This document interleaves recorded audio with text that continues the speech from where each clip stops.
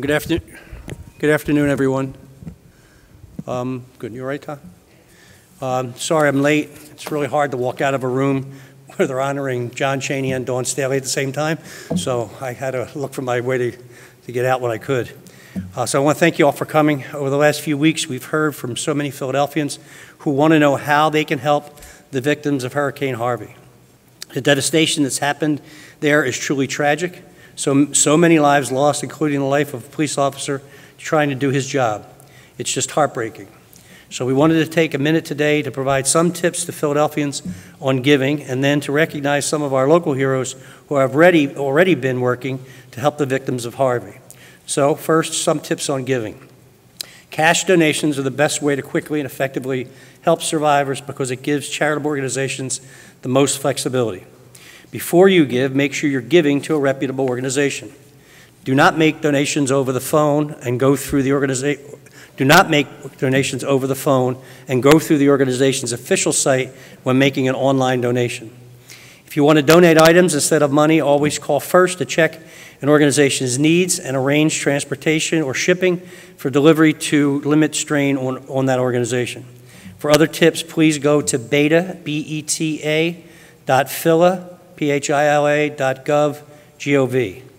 Now it's my pleasure to recognize a few of the different organizations who are already working on the ground to help the victims of Hurricane Harvey, some of which are here today. Of course, the Salvation Army, the Red Cross, Lutheran Disaster Response, United Methodist Committee on Relief, Operation BBQ Relief, Southern Baptist, UCC Disaster Ministries, Team Rubicon, and the building trades are here today with Wayne Miller. And they're already, I think a truck is en route, if I'm not mistaken, from Labor Day, for the Labor Day festivities on their way down to, well, sorry, you guys did it, on their way down to Texas as we speak. I know that there are even more organizations than that, and I just want to thank them all for the work that they're doing. Now it's my pleasure to turn all this over to Commissioner Teal to talk about the work our firefighters are doing as part of Pennsylvania's rescue team. So, anyone who wants to have a seat, please. It's a little.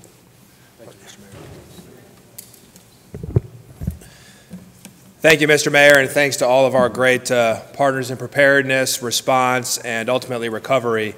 I actually just came from our Special Operations Command headquarters where we deployed another 41 members of Pennsylvania Task Force 1, our FEMA Urban Search and Rescue team, to Alabama to rendezvous with the folks that we've had working for the past 10 days in Texas responding to Hurricane Harvey. This is truly an unprecedented event. After those two groups meet up in Alabama and reconstitute, we anticipate that they'll be deployed into Florida or certainly somewhere where they're required due to Irma. This team will be deployed as a Type 1, so that's our full 80-person team, again through a cooperative agreement with FEMA, the Commonwealth of Pennsylvania, PEMA, and a host of partner organizations from across Pennsylvania. We're truly humbled to be able to help our nation and represent this great city and this great Commonwealth. Truly, the members that we have, 37 of those 80 task force members are from the Philadelphia Fire Department. We're honored that we're able to have them go in there. Believe me, it's I got a lot of questions about, what about the folks who've already been in Texas? A number of them are actually redeploying without ever coming home down to Irma, and honestly, it's where they want to be. So we are back here at home through our home support. We're taking care of their families. We're doing whatever we can to ensure that they can keep their eyes on the mission. Truly, this is an unprecedented event, so we're not entirely sure how long the task force will continue to be deployed. During Harvey, it was the first time since the tragedy of 9/11 that all 28 FEMA Urban Search and Rescue teams have been deployed at the same time. So Task Force 1, our Task Force 1 will be located with 8 other Type 1 teams. A number of other teams are coming out of Harvey, going back to their home stations, reconstituting, and again, we expect we'll be headed that way. I certainly encourage everybody, both here in the city and anybody listening to this, to pay attention to the preparedness tips that you're going to hear, because those are useful for us, not just in a major event like we're dealing with, but during the regular events that we experience here in the city of Philadelphia. I can tell you, incredible team, available 24/7, 365, and again, so honored and proud to be part of this great city and this great team. Mr. Mayor, thank you.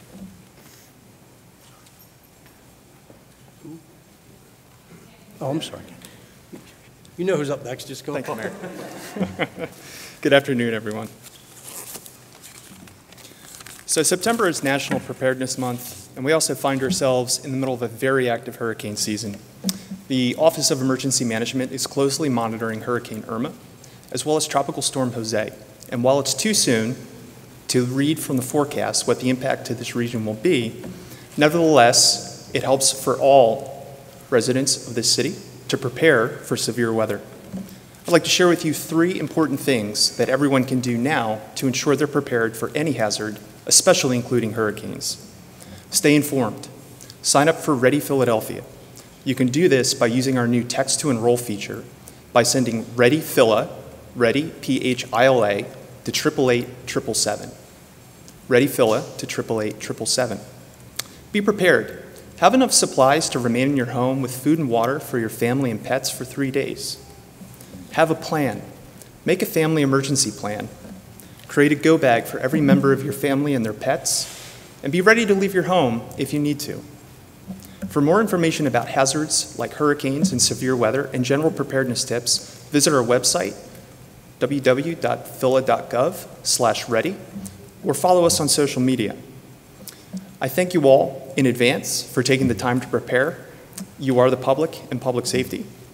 And now I'm happy to introduce a good partner of OEM in the cities, the Salvation Army, Major Tom Dupre, General Secretary for Eastern PA and Delaware. Well, good afternoon. To start, let me say thank you, Mayor Kenny, for affording the Salvation Army this opportunity to share briefly about its services in Texas and the ones yet to be offered in the path of Hurricane Irma.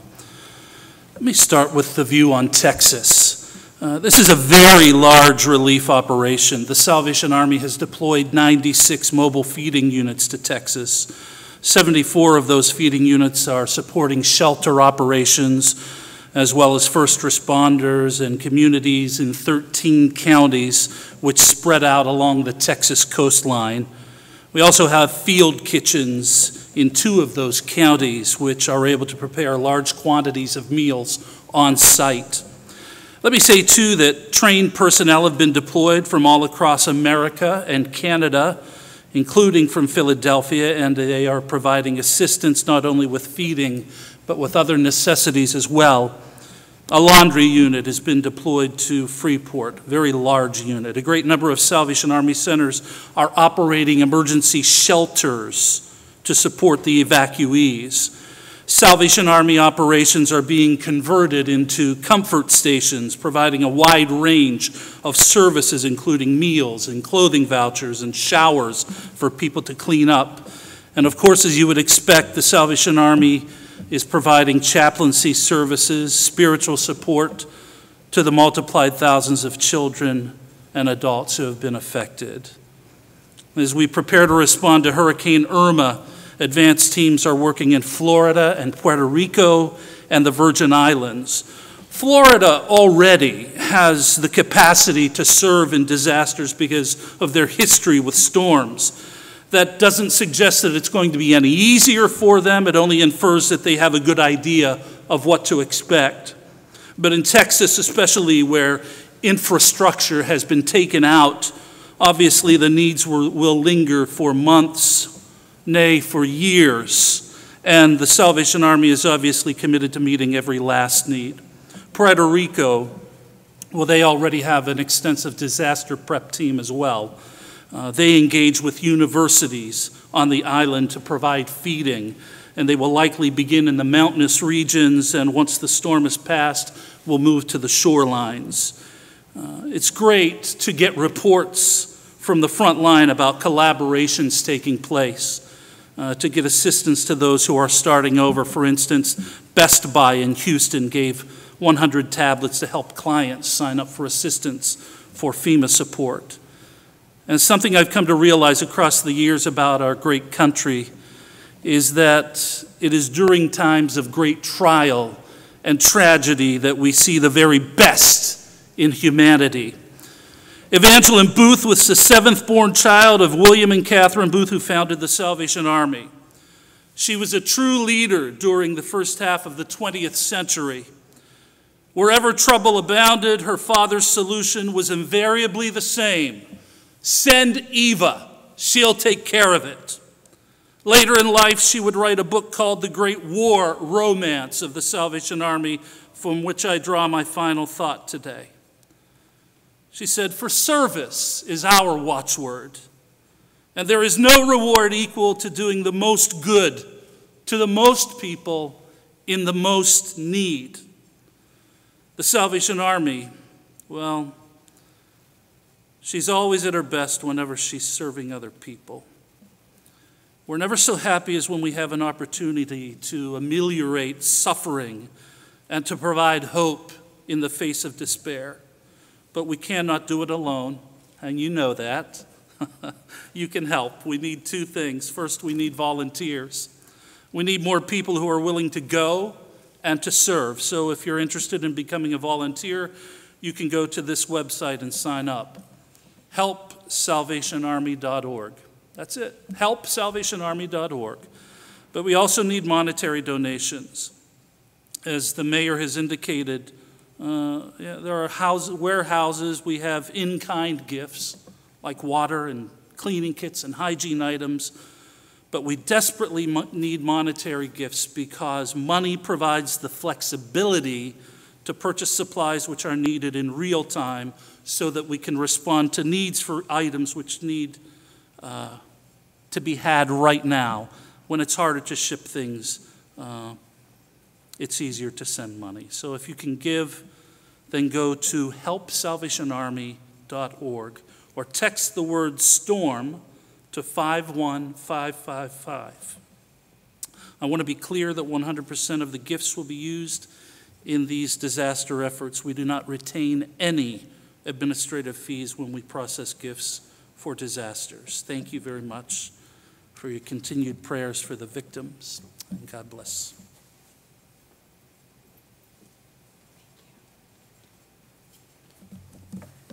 Good afternoon. Thank you, Major. I'm Judge Renee Cardwell Hughes, the CEO of the American Red Cross for Eastern Pennsylvania. And I want to thank the Mayor and City Council and our elected representatives for affording us this opportunity to provide you to an update. We currently have, from our region alone, 63 Red Cross disaster workers in Texas helping in the aftermath of Harvey. We've sent emergency response vehicles. These vehicles have been part of a massive convoy of Red Cross vehicles in Texas and Louisiana that have served over 900,000 meals since the storm began. In addition to our volunteers, because of the strength of our volunteers, we've been able to open 150 shelters. And at the height of the storm, we sheltered more than 43,000 people. Honestly, many of you know I adore Philadelphia, and I have absolutely been humbled by the outpouring of generosity and support from our city. Not only the calls, the emails, but literally the people who have walked into our office. I had a lady come into the office in a wheelchair, and she said to me, "I was going to pay a bill, but the people in Texas need this more than I do." And she handed me a 20, and I said, "Are you sure?" She said, "Sweetie, I wouldn't have traveled all the way over here if you didn't need this for the people in Texas." That's Philadelphia. That's true Philadelphia, always thinking about others. And I'm so grateful to be part of this community. We are, as Dan Bradley shared, preparing for Irma and possibly Jose. So we have already begun to redeploy our resources. From this city alone, we've sent 7 of our most senior disaster workers to South Carolina so that they can begin to pre-deploy and stage assets, because Irma will hit the United States. The question that we're facing right now is where it will hit and how it will hit. We've not seen 185 per mile an hour gale force winds. We're preparing now to stay in Texas, but to also be on the East Coast.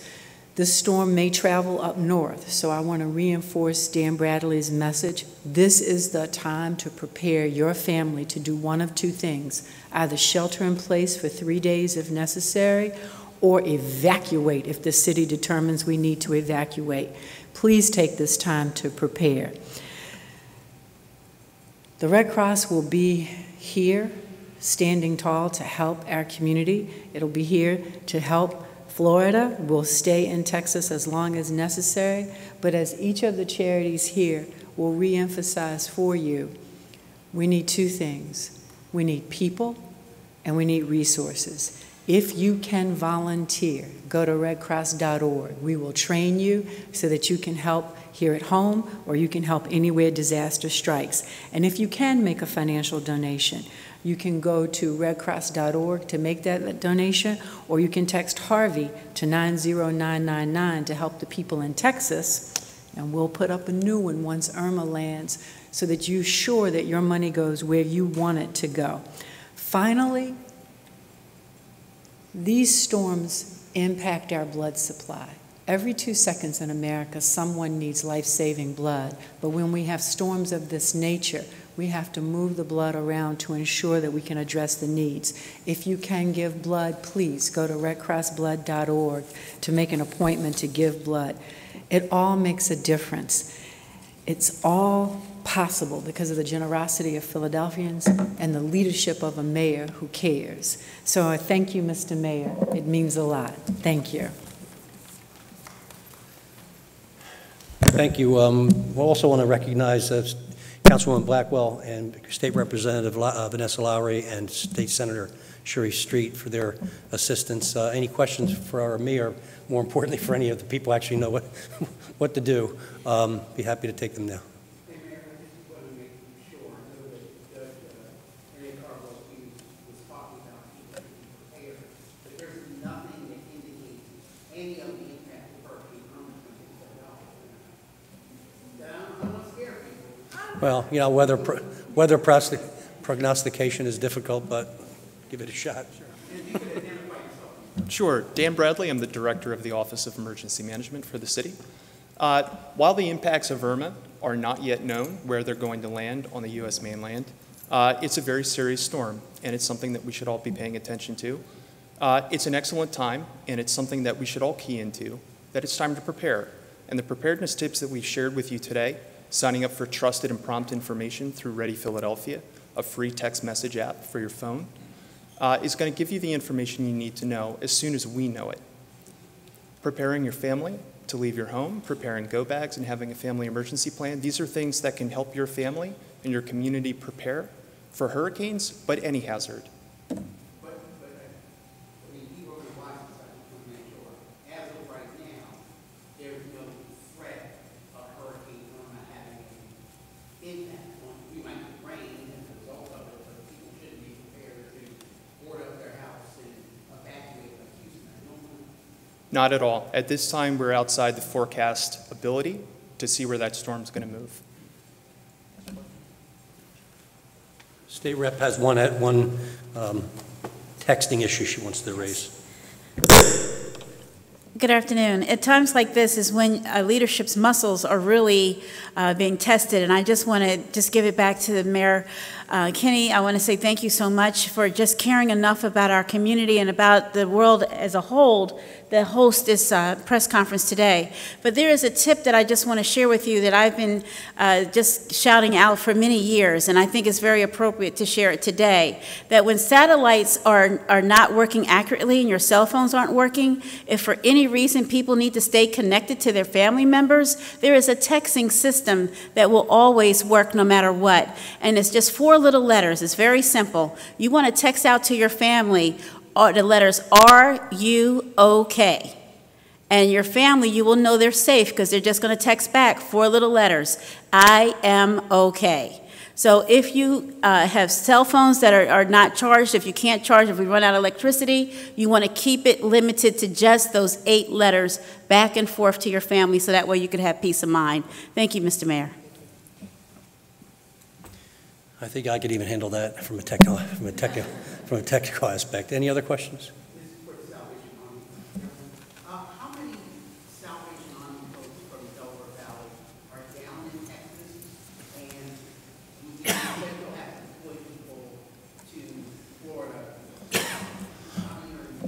From this immediate area, we deployed 2 individuals, one Salvation Army officer specifically assigned to provide spiritual support, one employee who is covering the stories of the people who are impacted and is collecting that data for us. We have sent out on an early team to Puerto Rico, the Virgin Islands, 3 other individuals who left at 6 a.m. yesterday morning. They are part of a larger team that they are joining to prepare for the storm's impact there in the next several hours. We do have others who have been slated and have been given notice that they will be deploying, but with the storm in the south so close now, we're just waiting for direction out of our national office to determine where the assets will be deployed first. So, but there are a great number of individuals serving along that Texas coastline, and I can't emphasize enough how much we need more volunteer support to get engaged and to help. Yes. Has the city received any requests from communities in Texas to house people in Philadelphia? Not as of yet. And again, we'll stand by and take those requests. And I understand there was some issues relative to concern about children getting behind their schoolwork because of so many school buildings have been damaged. But we have not received anything from the mayor of Houston or any other mayor in Texas. So we're standing by waiting. We did it, obviously, back in the street administration during Katrina. I've talked to Mayor Street about some of his experiences and kind of preparing for what to expect. And we're just waiting for a request one way or the other. So Mayor, if that request comes in from either Houston, anyone in Texas, we'll accept it, right? Yeah, I mean, I see no reason. I mean, why? Yeah, they're human beings in need. That's what we do. Okay. Thank you very much. Thanks, everybody.